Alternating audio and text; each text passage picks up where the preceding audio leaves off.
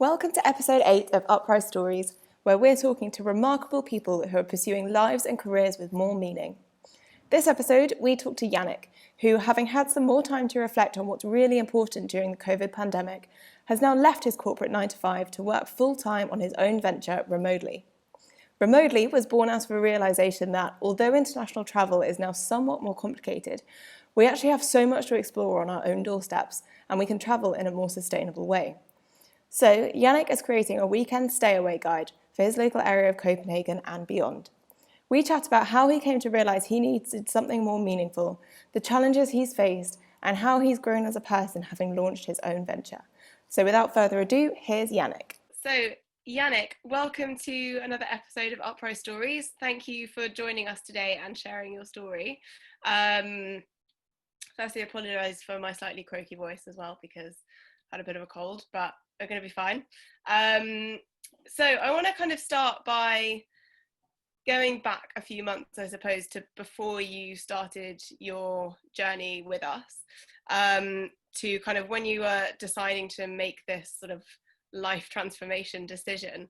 What was it how were you kind of feeling at that point, and what was it that drove you to come to the conclusion that you needed to make a big change? Yeah, sure. First of all, thanks for having me, I'm excited to tell you a bit about my story. So if I rewind a bit, a few months back, obviously the whole situation with the pandemic meant that I was at home and had a lot of time to think about things and reflect, as did I think a lot of people around the world. And suddenly, the whole thing kind of melted a bit together with spare time and work, because you were always online, and at some point you were also always at home. So I started reflecting a bit on sort of what am I actually doing, and how can I somehow free up some time for myself to think about my next step and make the most of this situation that we're now working more flexibly than we have in the past, where you were locked to if not a 9-to-5 job, then perhaps even more. I already knew about the Uprise Academy. The truth is, I actually signed up for one of the physical cohorts that was supposed to be in Latin America last year. Due to personal reasons, I had to cancel last minute, for which I was very sad, because I did think it was a fantastic program, and I really look forward to exploring South America. So when the opportunity came up to join an online version of this universe, I was very excited, and I thought that this was my opportunity to, you can say, first of all, spend my this time that I had freed up on something valuable for me, and put a bit of an investment into myself in terms of taking my development in a new direction. And secondly, what excited me about the program was that here there was a group of people that you were sort of surrounded by mentors that have tried it before and had a lot more exposure to startups than I have had. I have a bit of a background in the corporate world for about 10 years. We won't hold it against you, we promise. And also the network of people that are like-minded and would actually like to make a big change in their life.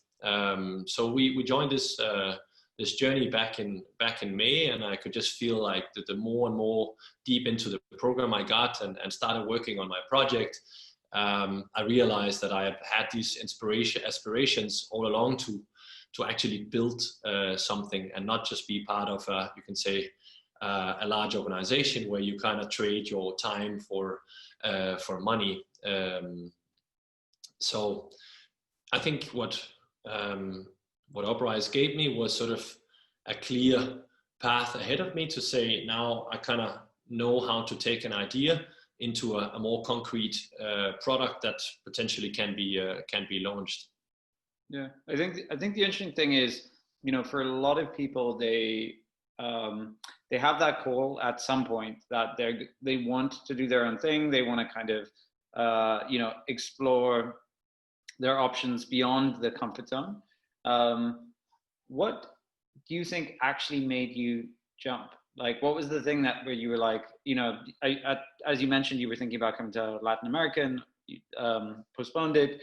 And then obviously you saw what we were offering, and now you're in a very interesting position. But I think that, what was the thing that actually gave you the courage to be like, I'm going to actually take time for myself, and work on something that matters and is purposeful to me?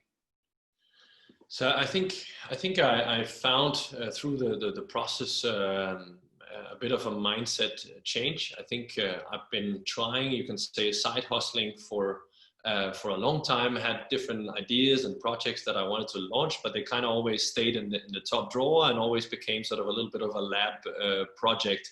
And I think I was too scared to sort of share it with the world, and probably also too scared of failing. So I think the number one mindset change was that you don't need to have the perfect idea. I think that stops a lot of people from trying, because they feel that they never had sort of this super original idea that no one else have thought about.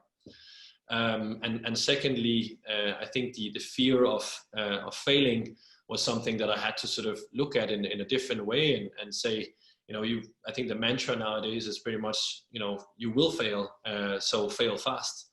Yeah. And I think for the first time working on this with a concrete project where I said, this idea is good enough. And secondly, we were forced to, as part of the program, to pretty quickly get it to a stage where you would get it out there and share it with people and get feedback. And suddenly I had crossed a lot of these sort of, or moved myself out of that comfort zone of keeping it in the drawer. So I think as I was going along, I started to build this momentum, and I realized that, hey, if I don't only spend 10% on my time on this and weekends and evenings, but I actually spend 100% of my time, I think I can achieve amazing things. And I was super excited about that. And I think that was basically the push, because I really want to do this. And I see it as much of a learning journey, because as I mentioned before, I have 10 years of experience in a corporate environment. So I don't have a lot of startup experience, but you can say if you stay where you are, you're never going to get that experience either. So yeah. How did you bake in? So obviously as part of the program, for those of you who might not be as familiar, we sort of explore a little bit about sort of purpose and meaning, and helping you to find your why, or remind your why as well, because some of us know it, but we tend to kind of bury it under, but I can't and shouldn't, and these levels of self-doubt, or reprogramming after years of culture. How did you sort of bake in a little bit of what you learned in terms of what's purposeful and meaningful to you into something that makes commercial sense? How did you marry those two worlds together as you were starting to kind of unpack your idea? Yeah, obviously that's the difficult part, right? Because I've personally, if you look at your skills, which typically is an important part of that equation when trying to come up with a viable idea, I had 10 years of experience in corporate finance, but I also felt that I needed a change, and I wanted to learn new tools. So I had to dig a little bit deeper and not look at my sort of obvious skills in terms of what can I do professionally and what have I done in the past. And look at a little bit at how can I apply that in a different context to, exactly as you mentioned, how do you then marry that with your passion, and how do you give it you can say a chance of success that's maybe a bit higher than if you just choose a hobby project. So I think for me, I always wanted to work with travel of some kind, and I think now is probably not the best time to launch a travel company, but I also believe that in times of crisis, that's when a lot of great companies have been built, because you suddenly realize a whole new or new markets develop as a result of the current situation. So if you are there in the field and ready to sort of look at what are the new problems that arise as a result of this, how can you then address it?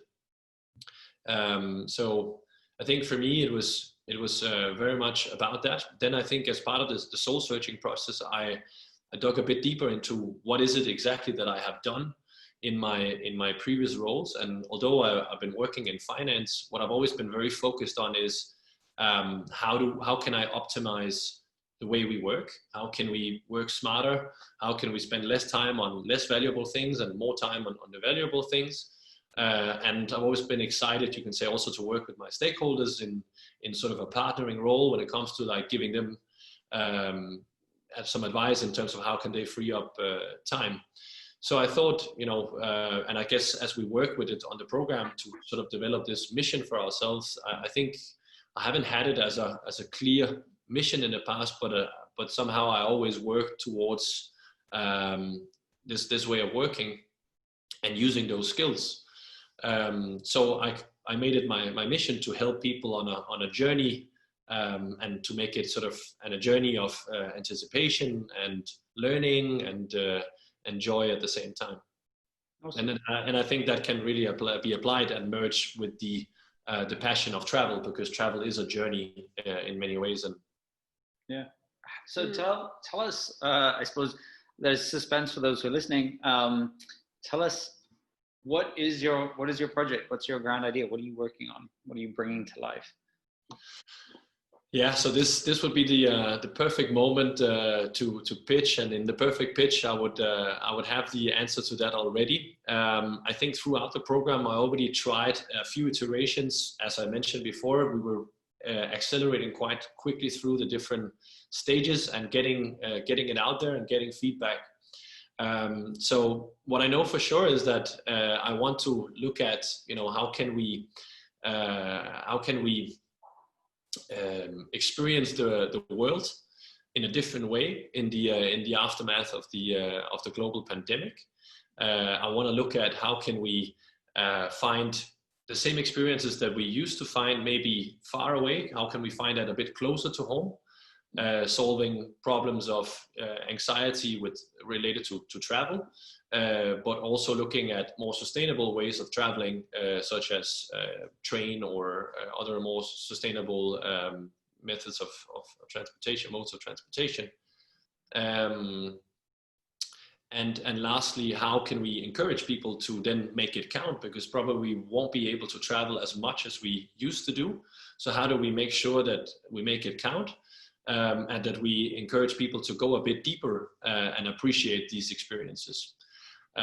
So I think that the problem is quite clear to me at this stage. I would like to take a few steps back and continue with that customer development journey and have those kind of conversations. I'd like to invite to discussions with people, because I think right now none of us know exactly how this is going to turn out. How long is the pandemic and the lockdowns going to continue?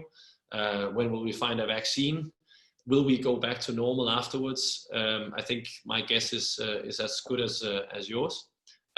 So I'm very realistic in that sense that I think we need to see how things pan out. But in the interim, I will try to find solutions that are closer to home, so the lockdown won't become a factor in my product. Well, I think the interesting thing is, particularly about our programs as well. I remember I was speaking to a Chinese venture capitalist who is based out of Hong Kong, great guy called Tam. And he's one of the biggest VCs in relation to healthcare. And I sort of asked him, what do you think? He sort of puts on the hat as both. He runs a venture capital firm, but he actually sees himself as a designer, as a strategist, as an architect, more than a business person. And I said, what do you mean by that? And his answer to that was, he always asks why, right? And that's the toolkit that he sort of always has at his disposal. Is everything he's doing, he steps back and says why. And he says that's where a lot of the time most of his most innovative companies have come from, or the investments he's made. He sort of steps back and goes, why? What's the actual reason behind that? And then how are things going to change if I really just sit back and observe? And I think, again, our programs obviously give you that time and space to be able to, think to yourself, but why does this function this way? And if I understand the problem, then I can understand how to provide a solution to it.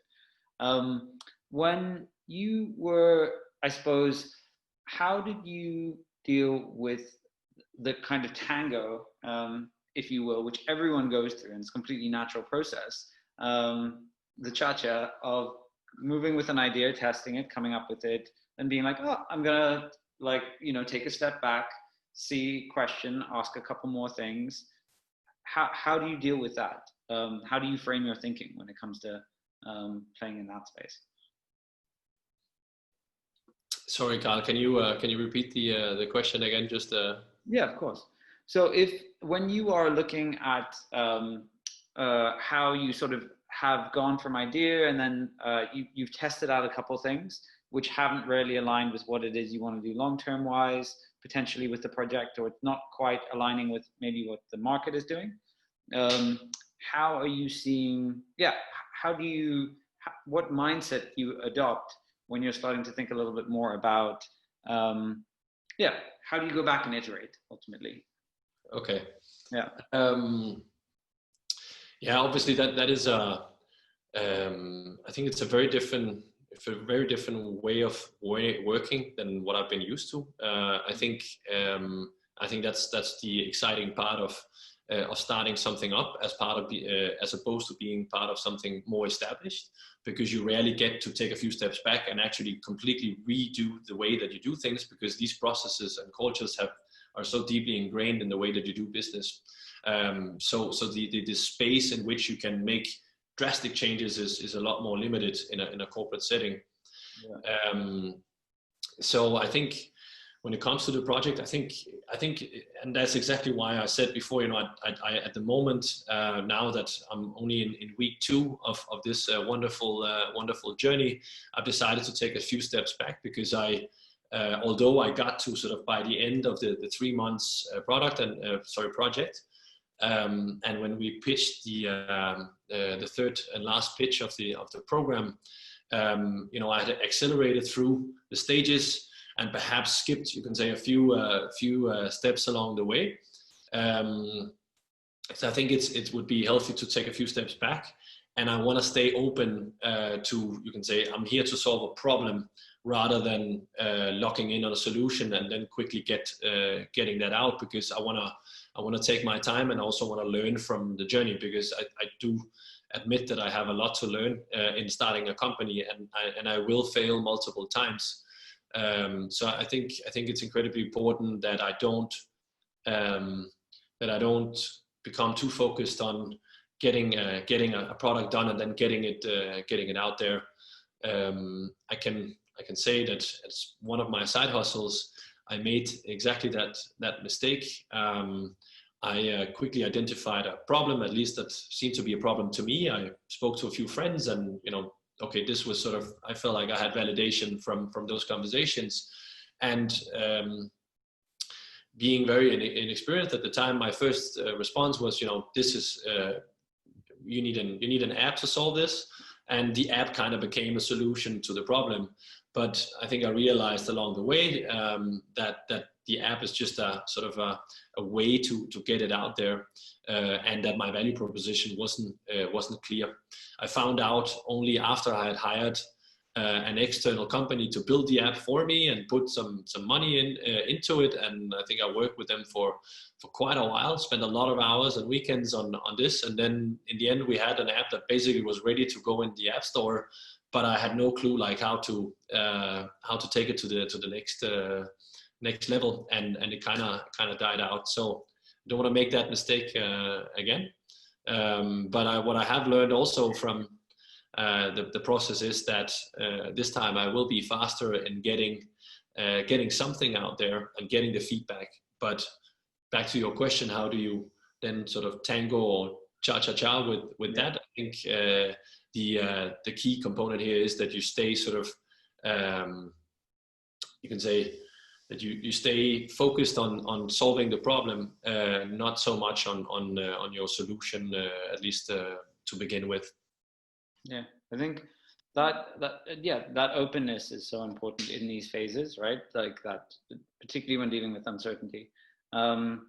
I suppose another question, interesting question, how do you think you have changed as a person? Deep question, personal question. How do you think you've changed as a person since sort of starting the program and now that it's, you know, looking back on it, hindsight, obviously for those of you who aren't aware, yeah, you've resigned from a long corporate career in corporate finance. Yay, freedom! In order to pursue something, you know, more meaningful and to explore what that means. I think just that process in itself obviously unlocks so much. But from the program itself, how do you, in hindsight, what are some of the things that you think you've evolved with? Yeah, that's a very good question, and yes, it is deep. I think, yeah, as you mentioned, obviously the last few weeks have been crazy in the sense that it's been super overwhelming, and you have no idea how you will respond to making such a bold move in this case, where you or where I gave up a long and pretty good career so far to try out something completely new and with, you know, not having sort of something concrete on the other side.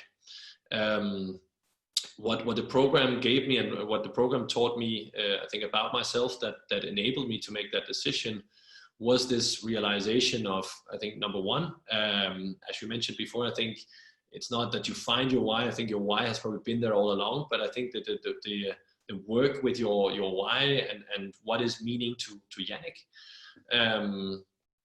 is very valuable, because once you start discussing with people, it becomes a process and it works on you and in your mind as well. And I think the closer you sort of get to that, the more strength you build to make more bold decisions. And I think that was probably what I needed to quiet down that little guy on my shoulder, always telling me, you know, nah, but you're not cut out for it, and all this sort of lack of belief in yourself. And I think once you start sort of, when you feel like you're doing something which is closer to your core, I think it's going to be a lot more easy to take big decisions like this one.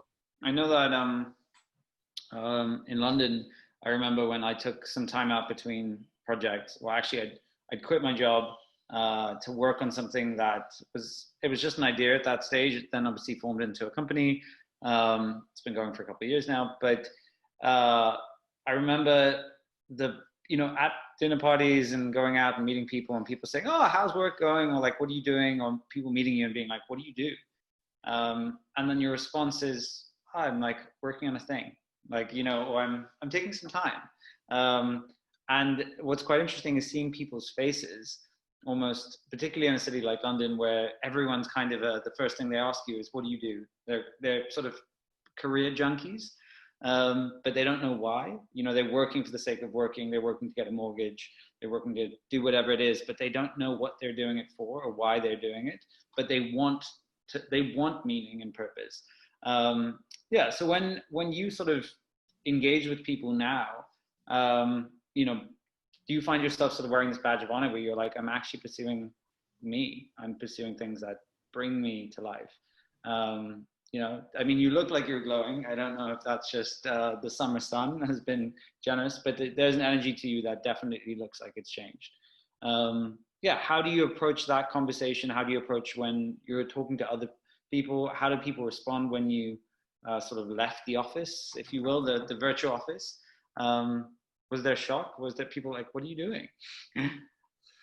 I think given that I'm only in the second week now, I think I definitely need to sharpen my pitch in terms of what are you doing. That question gets very interesting when you can't just put a title to it and a company name that in my case that most people around me know.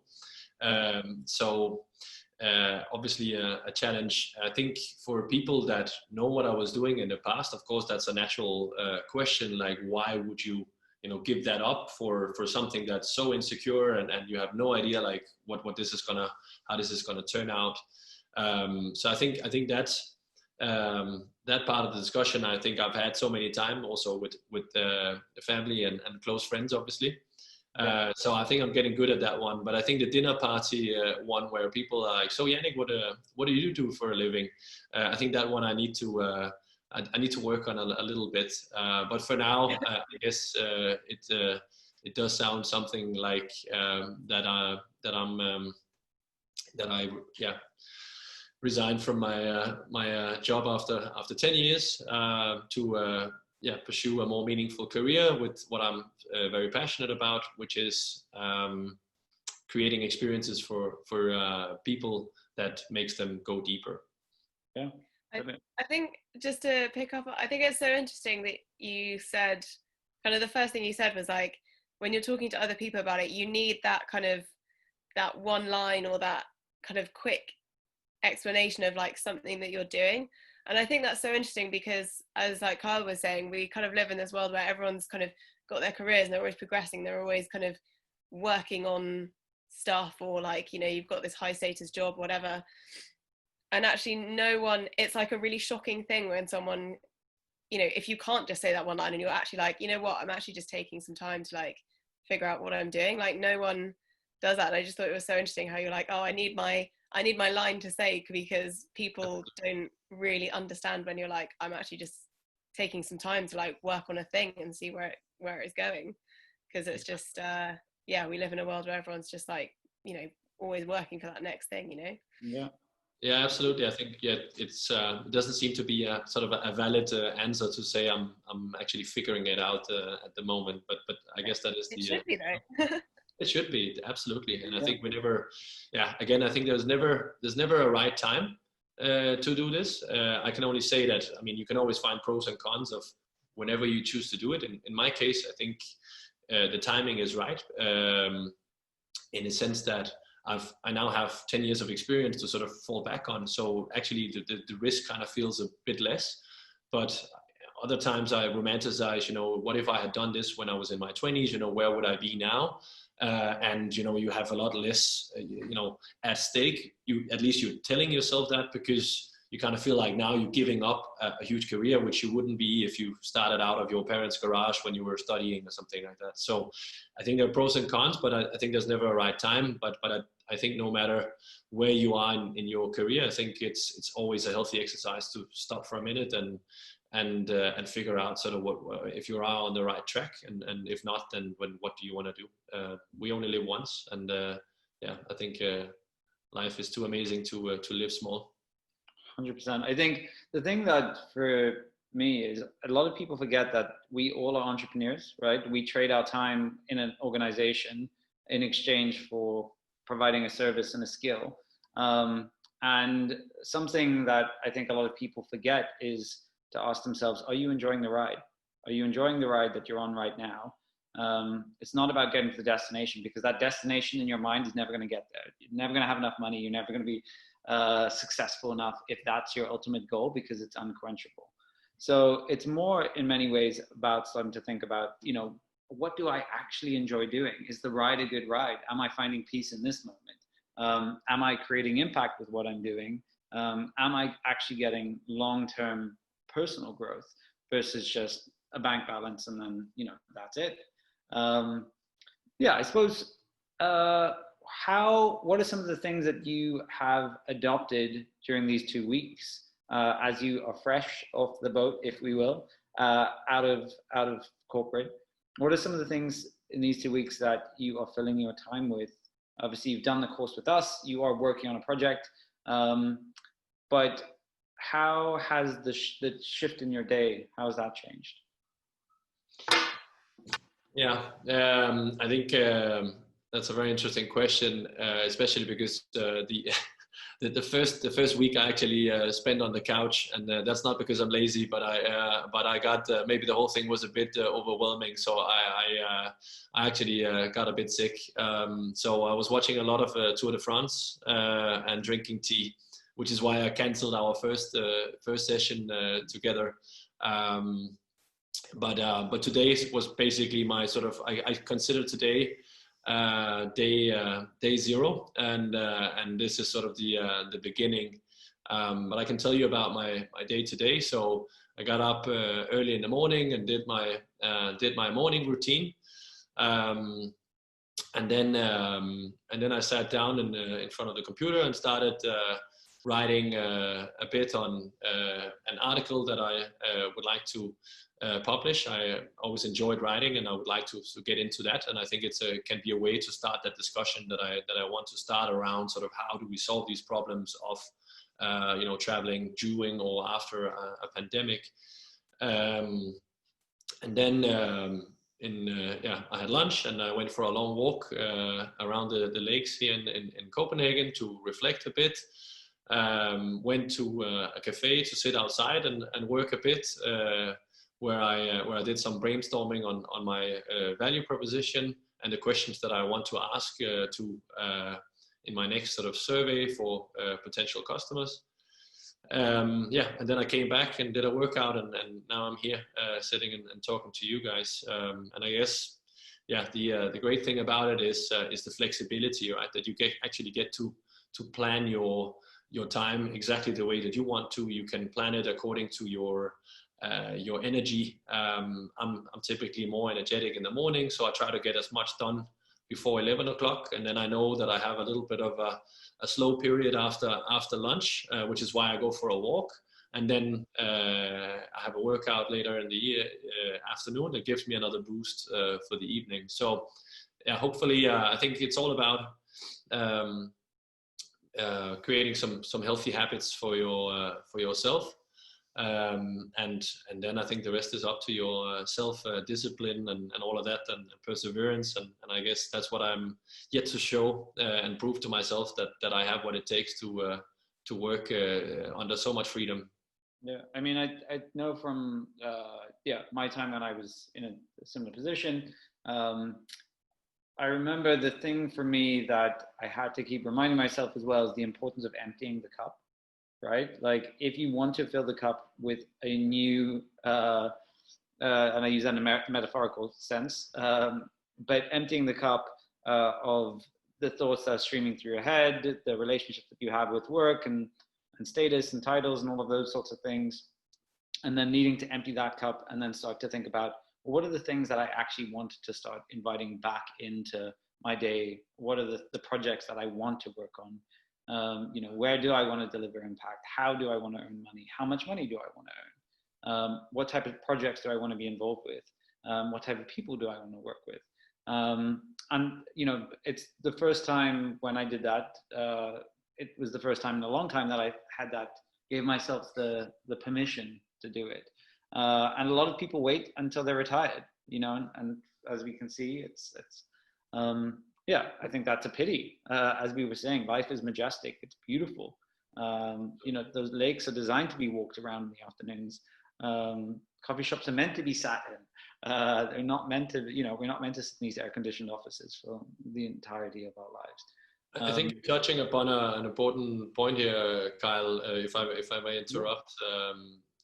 Because a lot of people ask me, especially in the office, they said, so now when you have your last day here at the 31st of August, what are you going to do on the first day? Are you going to take some time off and just enjoy the freedom and relax and so on?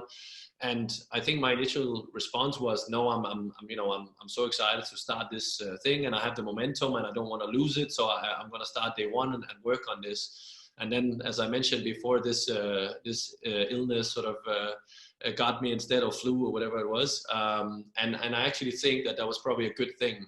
So I would definitely recommend to people to maybe take a little bit of a break instead of jumping from one thing to the other. And I think you also said that.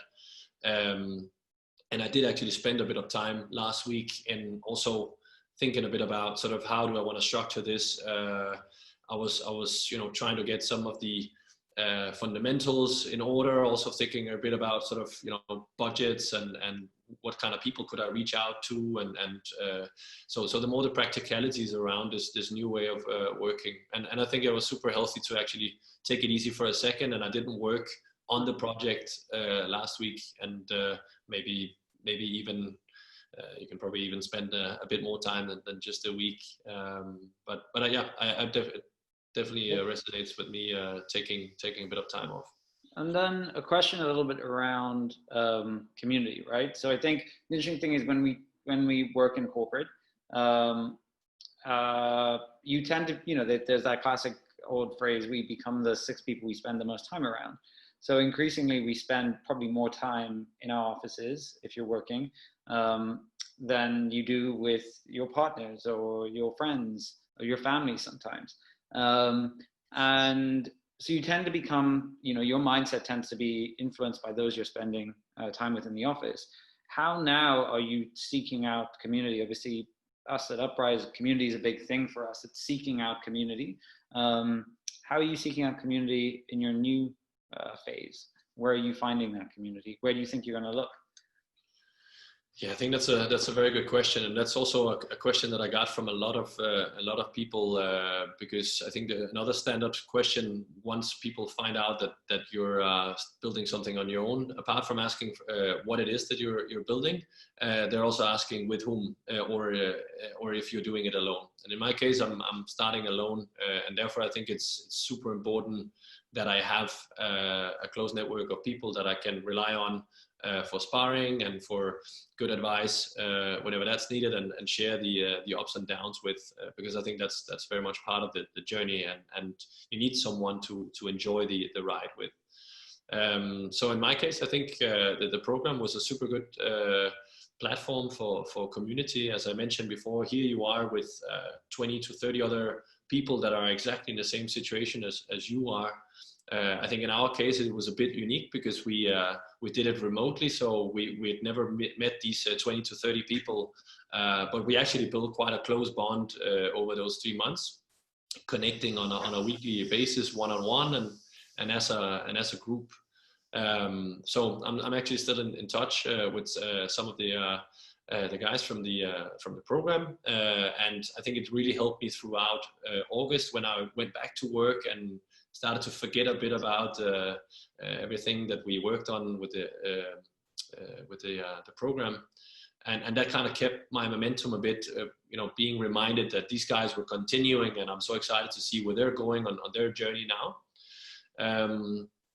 And then also I've actually had quite a lot of colleagues also at my current work that are super excited and very sort of have been very sort of helpful and offering their assistance also in being first customers and willing to test and so on. So I'll definitely make use of that. I think we have a very unique, you can say, opportunity to connect with a lot of people when you worked in a large corporation and you work with so many people over 10 years. So it would be silly not to use that as well, I would say. And then of course, friends and family is also going to be a key in this. Yeah, nice. I think it's I think there's something that like quite often crops up is how surprising it is sometimes when like how much people are willing to kind of support you and get involved and help, and reaching out to people.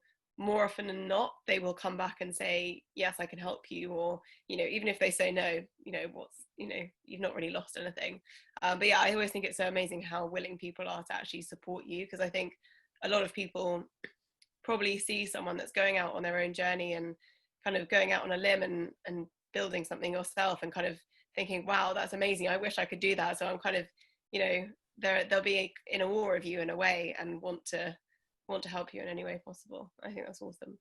Yeah, absolutely. I mean, that I was surprised actually to see how many people that walk around and have exactly those dreams, but also have the same, you can say,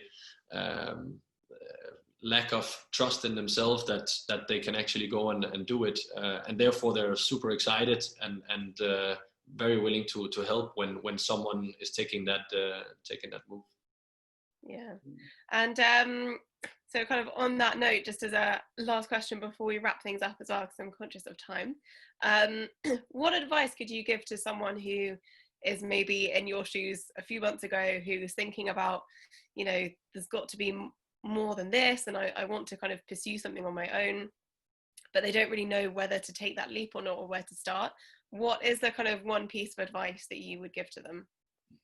if I can divide my advice into three pieces, and I think number one is to have a plan, especially if you, like me, have been very dependent on a corporate salary for many years, and you probably built up a lot of habits, healthy or unhealthy, that does require a bit of cash flow.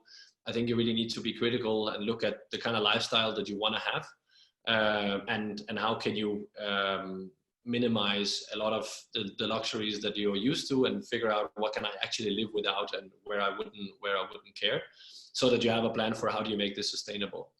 Number two is, in my mind, that you have to try and simulate this experience. So if you can somehow try out what would it be like if I didn't have a job, if I retired tomorrow, if I started working on my own. I did that the first time, actually, when I didn't go on the South America trip with the Uprise Academy.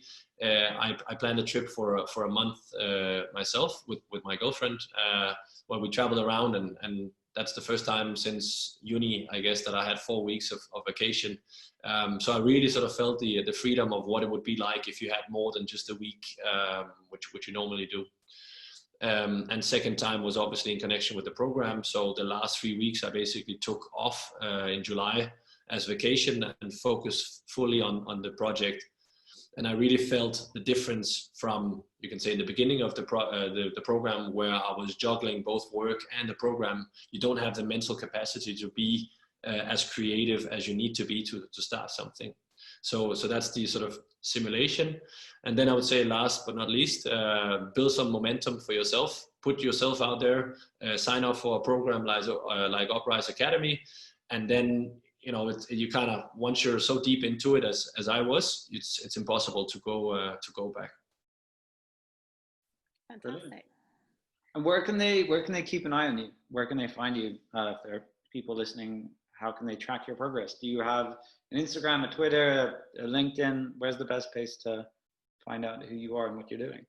Absolutely. So yeah, feel free to reach out to me on LinkedIn, but also I have an Instagram page and a Facebook page for Remodely, and it's REMODELY. And I think the website is soon to be relaunched. We built something in connection with the program, but I'm very excited to relaunch it once I have something more concrete to share. Brilliant.